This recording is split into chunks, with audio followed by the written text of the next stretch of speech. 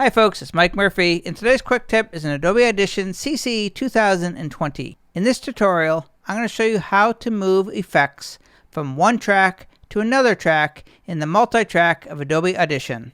If I click on the first track and go to the effects rack, you will see that I have all these effects added to that track. If I click on the second track or the third track, you will see that no effects have been added.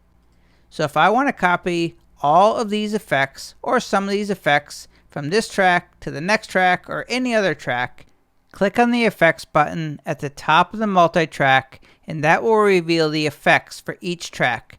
I'm going to go ahead and expand this so it's easier to see. And here you will see all the effects. These are the exact same ones that you see in the effects rack. And to copy an effect from one track to any other track, all you have to do is just click on the effect and drag it onto the effects rack. That will make a copy.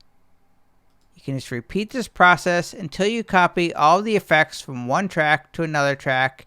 And you can drag them onto any other track and it will do the exact same thing. So I have the first track selected, and those are all the effects that we saw earlier. And now when I click on the second track, you will see in the effects rack, all the effects are there.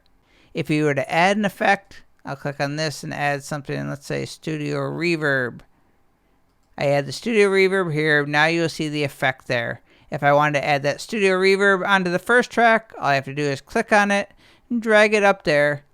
And now when I click on the first track in the effects rack, you will see that Studio Reverb. My name is Mike Murphy, and that is how you copy effects from one track to another track in the multi-track of Adobe Audition CC 2020. Cheers.